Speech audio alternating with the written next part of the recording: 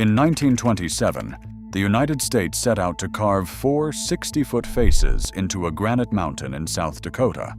And on the day the work began, there was no road to the top, no power on the mountain, and no safe way to get a single man up the cliff. The first electricity came from a diesel generator borrowed from a Chicago utility magnate, a machine so temperamental that it took 2 men just to keep it running, and it eventually exploded and injured a worker. The power that replaced it came from a gold mine that was sliding into bankruptcy and handed Mount Rushmore one of its compressors on the way down. And for a while, every Monday morning, the drills on the mountain would slow and die, because half the town of Keystone was doing its laundry on electric washing machines, and there was not enough power left for both. That is the strange, improvised, deeply human story of the machinery behind Mount Rushmore. But the single most important piece of equipment on that mountain was not the compressor or the dynamite. It was a measuring device borrowed from the sculptors of ancient Greece, scaled up exactly 12 times. And without it, none of the 4 60-foot faces could have existed. We spent weeks pulling this story together, and it is one of the most overlooked engineering feats in American history. Stay with us, because we are going to walk up that mountain, machine by machine, from the power plant at the bottom to the Greek trick at the top, and by the end, you will understand why the real wonder of Mount Rushmore is not that it was carved, but that it was carved at all, with the tools of the 1920s. Before we climb, we should understand why anyone pointed a drill at this particular mountain. In the early 1920s, South Dakota had a problem, and the problem was money. The state historian, a man named Doane Robinson, wanted something carved into the Black Hills that would pull travelers and their dollars off the westbound trains. His first idea was to carve figures of frontier heroes into a cluster of tall, thin granite spires called the Needles. He needed a sculptor, and the one he found had an ego large enough for a mountain. His name was Gutzon Borglum. He was the son of Danish immigrants, trained in Paris, where he studied for a time under Auguste Rodin, and by the time Robinson's letter reached him, he had a national reputation and a long trail of feuds behind him in nearly every city where he had ever worked. When Borglum came to look at the Needles, he shook his head. The rock was too thin and too fractured to hold a carving that would last. But he turned his attention to a solid granite wall named after a New York lawyer named Charles Rushmore, who had visited in the 1880s, asked what the mountain was called, and been told it had no name, so he suggested his own. The southeast face caught the most sun and the least ice, and the stone was sound. Borglum told Robinson to forget the frontier heroes. He was thinking bigger. He was thinking presidents, and he chose 4 to stand for the first 150 years of the country. Washington for the founding, Jefferson for the expansion, Lincoln for the preservation, and Roosevelt for the rise onto the world stage. There is one part of this story that the postcards leave out, and it would be dishonest to skip it. The mountain the Lakota call the Six Grandfathers sits inside the Black Hills, land that had been guaranteed to the Lakota in the 1868 Treaty of Fort Laramie. When gold was found in the hills in the 1870s, that promise collapsed, and by 1877, the land had been seized. We will come back to how that thread finally played out in a courtroom decades later. For now, hold on to the fact that the granite Borglum was about to carve was contested ground before the first charge was ever set. Now let us get to the machines, and they begin at the very bottom of the mountain, in a wooden building most visitors never picture. Inside that building stood 3 air compressors. The largest of them was an Ingersoll-Rand Imperial Type 10. and it is still displayed at the memorial today. These 3 machines had one job: to take in air and squeeze it under pressure so it could do work. And everything that happened on the cliff above depended on them. Compressed air was the muscle of Mount Rushmore. It drove the drills, it powered the finishing tools, and when those compressors fell silent, the entire mountain stopped. If you appreciate this kind of buried engineering history, take a second to like and subscribe, because this is exactly the sort of story we dig into every week. The trouble was getting power to run them, and this is where the story turns strange. There was no power line to this remote stretch of the Black Hills in 1927.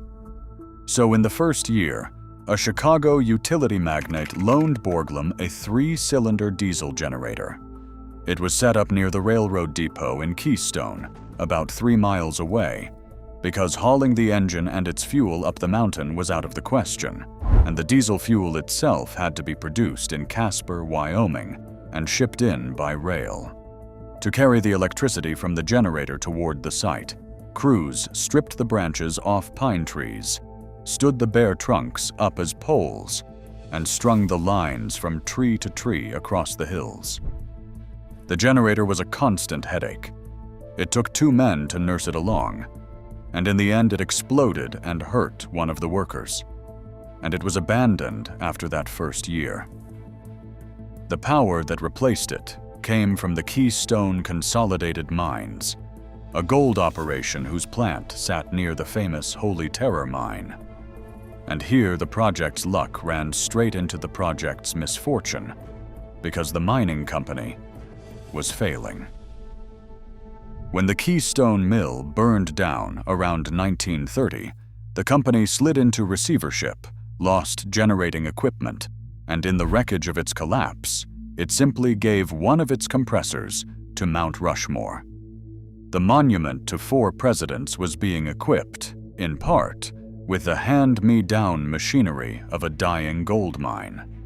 The power problems did not end there, and the man who finally sorted them out deserves to be named. In 1936, the National Park Service sent an engineer named Julian Spots to bring order to the site, and Spots had a sharp eye for waste. He traced a maddening, recurring failure, the drills losing power every Monday morning, to its actual cause.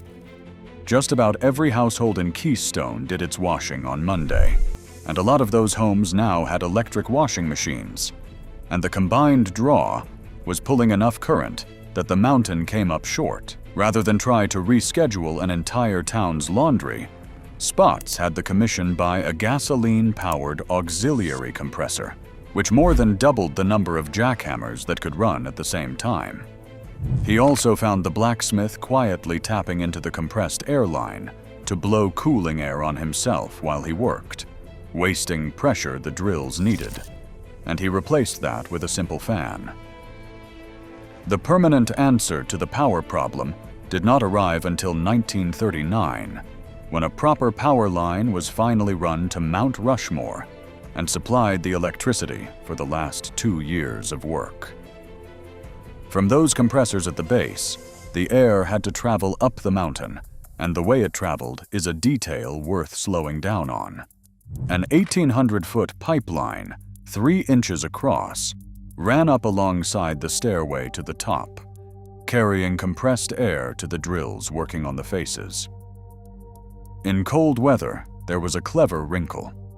A fine mist of a liquid gas was injected into the pipeline just past the compressors to keep the line from freezing solid in the Black Hills winter. As more drills were added over the years, that pipeline was enlarged to feed them. Picture it, 1,800 feet of steel pipe climbing the rock, the lifeline that turned a building full of spinning machinery at the bottom into raw cutting power at the top. The tools that air-fed were pneumatic jackhammers, and they were brutal things to handle. They were made by Chicago Pneumatic and weighed in the range of 45 pounds for lighter work, up to more than 75 or 80 pounds for the heavy jobs. A man held one of these in two hands, braced it against granite, and let it hammer into the stone, and the natural tendency of the tool was to dance and walk all over the rock face. A man standing on solid ground struggles with that. A man hanging in open air had nothing to push against. So the drillers invented their own techniques. They learned to stand with their heels together and their toes apart and rest the drill bit in the small V that their feet made, using their own boots to steer the steel. For the rare horizontal drilling, where the recoil tried to shove the man straight off the rock, they would first drill two angled holes, pin a short chain into them, and brace their bodies against that chain while they worked. These were not refinements handed down from an engineer. They were survival habits worked out by men hanging on a cliff. There was another machine in this chain that almost never gets mentioned, and it sat at the bottom too: the forge. Granite is one of the hardest stones on Earth, and it destroyed drill bits at a furious rate. A dull bit on the side of a cliff is worse than useless. It wastes a man's strength and his time and his place out on the rock. So a worker known as a steel nipper would climb down in a harness every few hours to swap a driller's dull bits for fresh ones, and the dull steel went down the mountain to the blacksmith. There, the smith reforged and retempered the bits, hardening their cutting edges so they could go back out and bite granite again. And by some accounts, a single blacksmith could sharpen hundreds of bits in a day, with figures as high as 400 sometimes cited. The quality of that steel was not a small thing. A poorly tempered bit shattered in the rock and stranded a driller mid-shift. A well-tempered one held its edge and kept the stone falling. The forge was as essential to progress as anything bolted to the cliff. Getting the men onto the face was its own engineering problem, and the solution looks almost unbelievable in the old photographs. The workers sat in bosun chairs, little swing seats, and they were lowered down a cliff that dropped away some 500 feet, hanging from steel cables 3/8 of an inch thick, about the width of a finger. Borglum designed the leather harnesses himself. The cables ran up to winch houses at the summit, where the men were raised and lowered by hand-cranked winches, with as many as 6 of these large winches working the mountain. And here is the detail that should make your hands tighten. The man cranking the winch at the top could not see the worker hanging below him because the cliff curved away out of his line of sight. If he cranked too fast on the way up, the worker would be dragged up the rock on his face. So the system depended on a third person. That third person was the call boy. Call boys, often teenagers, sat where they could see both the worker dangling on the rock and the winch operator behind them, and they shouted commands back and forth across the open air. Faster. Hold. Bring him up. Into a wind that could swallow a man's voice whole. This shouting relay was the nervous system of the whole operation, a human remote control strung between a man on a cable and a man on a crank who could not see each other. Think about trusting your life, every working day, to a teenager's lungs and another man's steady hand on a wheel. He was turning half blind. The tramway that ran tools and steel up and down the mountain was eventually strengthened by Julian Spots, who added an emergency brake so it could carry men too. And after that, many of them rode it rather than climb the long stair of more than 500 steps cut into the rock, a climb equal to scaling a 40-story building before a single hour of work had begun. The time clock, by the way, sat at the top. The climb was unpaid. That tramway came closer to killing someone than the dynamite ever did. On at least one occasion, a cable car's handbrake chain gave way, and the loaded car ran away down the mountain and slammed into the station at the bottom, throwing the men aboard. One of them was hospitalized, and remarkably he recovered, and the perfect record held. It is one more reminder that the famous figure of no deaths at Mount Rushmore was not luck alone. It was the narrow margin by which 100 small disasters were survived, day after day, for 14 years. Now we come to the part that surprises almost everyone, because Mount Rushmore was not chiseled into shape the way you might imagine a sculptor working a block of marble. More than 90% of all the rock that came off that mountain was removed with dynamite. Over the full course of the work, the blasting took away roughly 450,000 tons of granite. The men who did this were called powder men, and what they did was a kind of surgery performed with explosives. They drilled holes, cut sticks of dynamite to exact lengths, set the charges, and cleared every man off the face. The blasts went off twice a day, around the lunch hour and again at the end of the afternoon, and a single round could touch off as many as 70 separate charges. The astonishing part is the control. A skilled powderman could blast granite down to within 3 to 6 inches of the finished surface of a human face, leaving just a thin shell of stone for the carvers to work by hand. 1 pound of dynamite, as the rule of thumb on the mountain went, removed about a cubic yard of rock. These powdermen were not trained sculptors. Many of them were out-of-work gold and tin miners, men with names like Red Anderson and Hoot Leach, who understood rock and explosives from a hard life underground, and brought that knowledge up into the open air of the cliff. The twice-daily blast became the rhythm of the whole site. A warning would go out. Every man would clear the face and come in off the cables, and then the charges would walk across the granite in a rolling crack that echoed off the hills, and a cloud of dust and rock would bloom out and drift down into the valley. When it cleared, Borglum, or his son, would study the fresh stone against the model to see how close the powdermen had come, and time and again they had shaved the mountain to exactly the line that had been marked in red. It is worth sitting with how strange that is. We tend to think of dynamite as a blunt instrument, a tool for destruction and nothing else. On this mountain, it was the primary carving tool, wielded with enough finesse to leave a few inches of granite, standing where a man's lip or the curve of an eyelid would later be.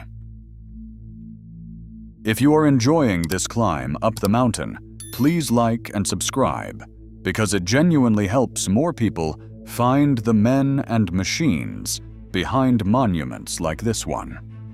Now let us reach the single cleverest device on the entire project, the one named in the title, the trick borrowed from the ancient world. Here was the problem Borglum faced, and it is a genuine engineering puzzle. In his studio at the base of the mountain stood a plaster model of the 4 heads, about 5 feet tall, every feature finished in miniature. Up on the cliff was the real thing, a granite face that would stand 60 feet from chin to brow, 12 times the size of the model. How do you copy the small one onto the large one so precisely that a man hanging on a cable knows exactly where to drill and exactly how deep, so that his hole matches a specific point on the plaster far below? Not roughly, but to within an inch on a vertical wall of stone.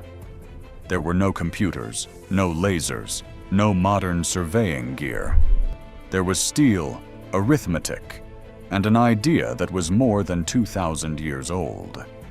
The Greeks and Romans had used a method called pointing to copy statues, transferring key measurements from an original to a fresh block of marble using fixed reference points. Borglum took that ancient idea and scaled it to a mountain. On top of the model's head, he mounted a flat horizontal plate marked out in degrees, a protractor, with a steel bar that could swing across it like the hand of a clock, and a weighted plumb line that hung down and could slide in and out along the bar. To define any point on the model, you read 3 numbers: the angle the bar was turned to, the distance out along the bar, and the drop of the plumb line.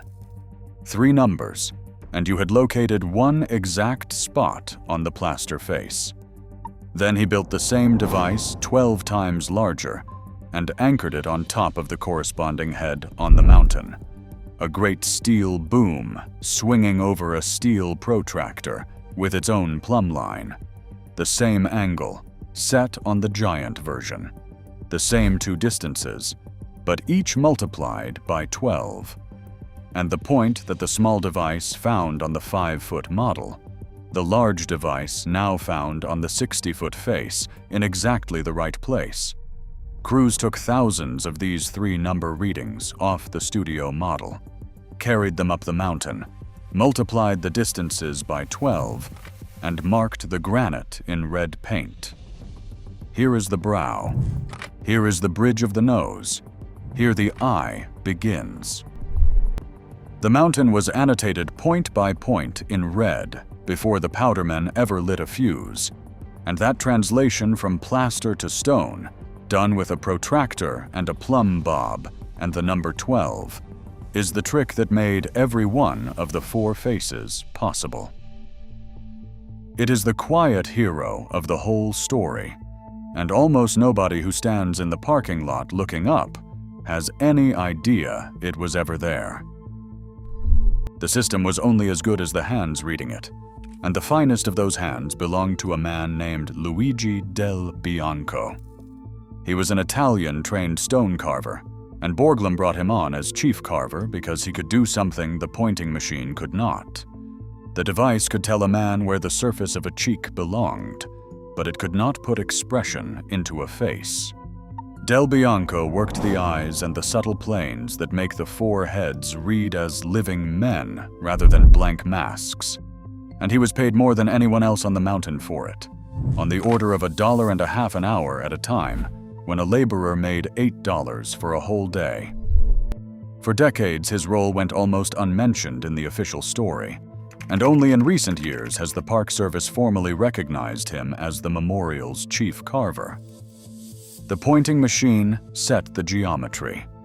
Del Bianco gave the geometry a soul, working within the last fraction of an inch that the protractor and plumb line had left him. Once the dynamite had brought the rock down to within a few inches of the surface, the work changed completely, and the last machines took over. First came honeycombing. A driller would bore dozens of small holes close together in a tight grid, packed so near to one another that the granite between them lost its strength and could be knocked away by hand, like breaking out the waste between perforations. That brought the stone down close to the final skin. Then came the tool that gave the faces their finish, called the bumper, or facer. It was a light pneumatic hammer that drove a short steel shaft tipped with several sharp stubby steel points, and a man would hold it against the granite and let it chatter, taking the stone down by a fraction of an inch at a time, by the ounce, smoothing the surface until it was as smooth as a concrete sidewalk. That is what you are looking at when you see Washington's cheek catching the afternoon light. Granite worked down, grain by grain, by a man in a leather sling hundreds of feet in the air, holding a vibrating tool against a face the size of a house. If you have made it this far up the mountain with us, do us a small favor and like and subscribe, because stories like this one only reach the people who would love them when you do. No machine, though, could control the mountain itself, and the mountain had opinions. Granite looks uniform from a distance, but inside it carries seams and veins and softer pockets of coarse material, and you cannot see them until the drill is already in the rock. The most expensive lesson came with Jefferson. He was first carved to Washington's right, and crews worked that face for months, drilling and blasting and refining, until the granite there revealed itself to be cracked and unsound, laced with bad rock that would never hold a lasting carving. So Borglum made the only choice he could. He had the emerging Jefferson blasted clean off the mountain and started the face again on the other side of Washington, which forced Lincoln to be relocated as well. Borglum reportedly revised his working model 9 separate times over the years because of surprises like this one. The face you see today is not the first design. It is the version the granite finally agreed to give. Money was the other mountain, the one that nearly stopped the real one again and again.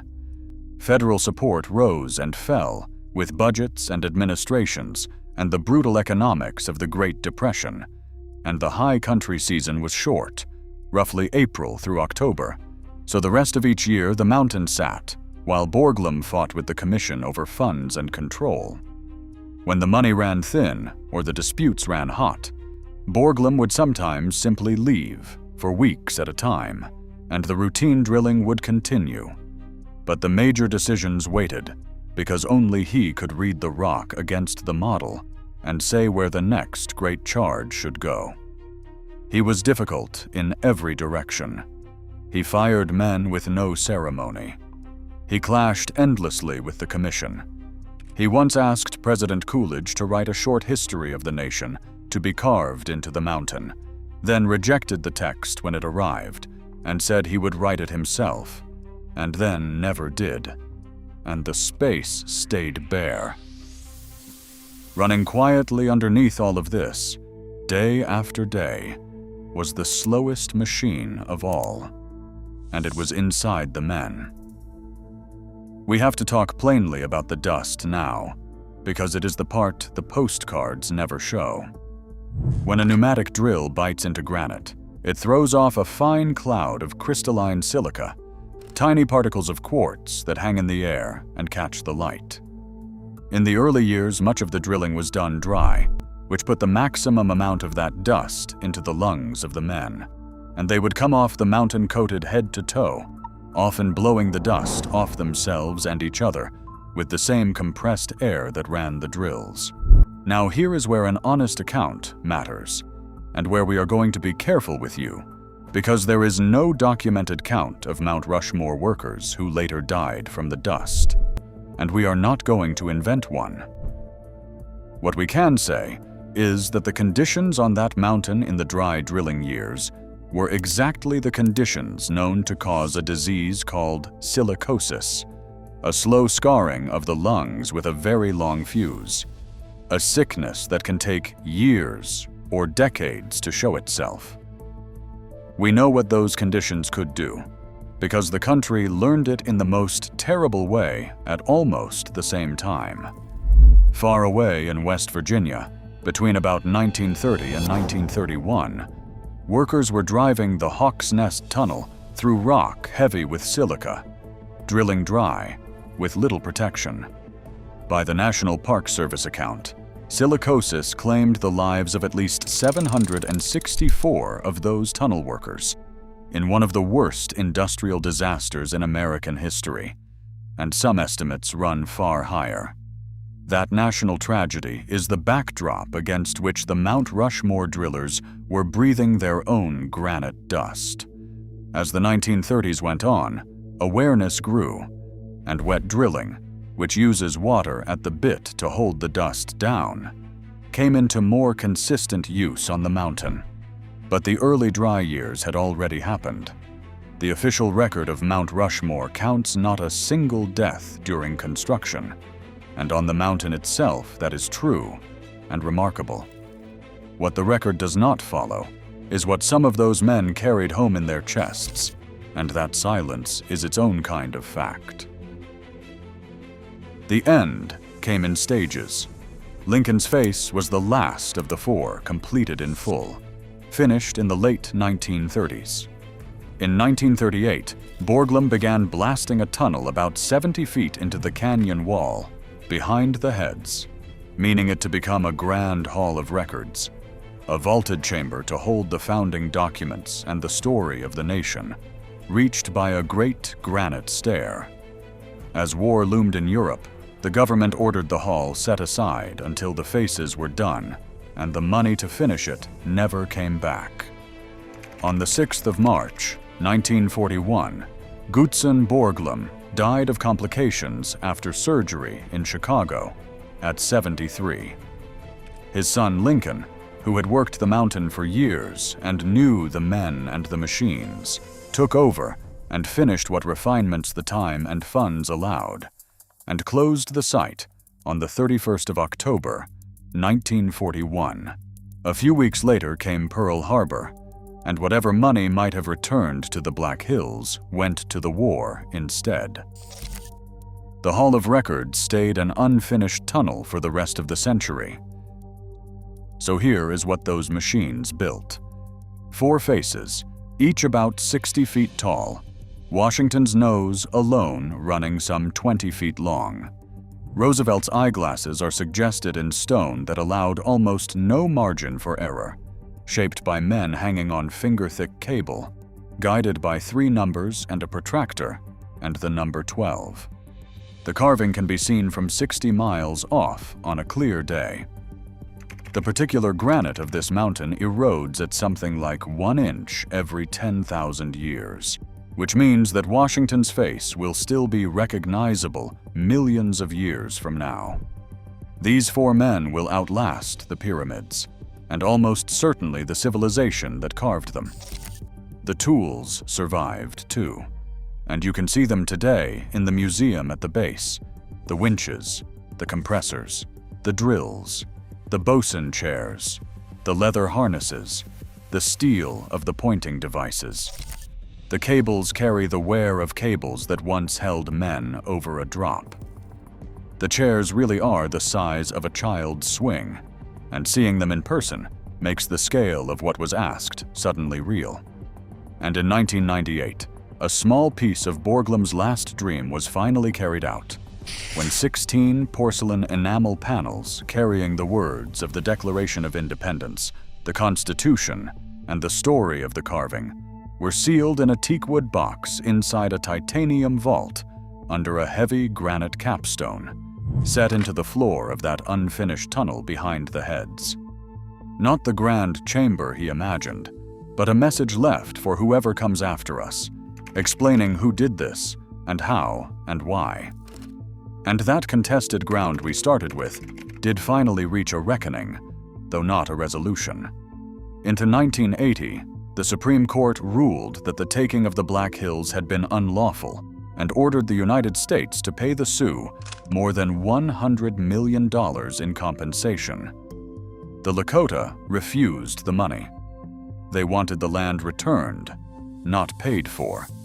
Held in trust and gathering interest, that award has since grown past $1 billion, and it sits there still, untouched, because some wrongs were never going to be settled by a check.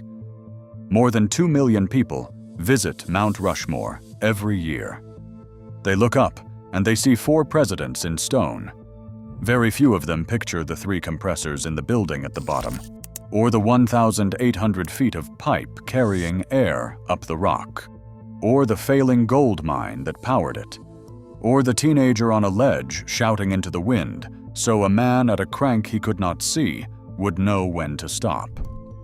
And almost none of them know about the protractor and the plumb line, and the simple Greek idea, scaled up 12 times, that turned a 5-foot model into a mountain.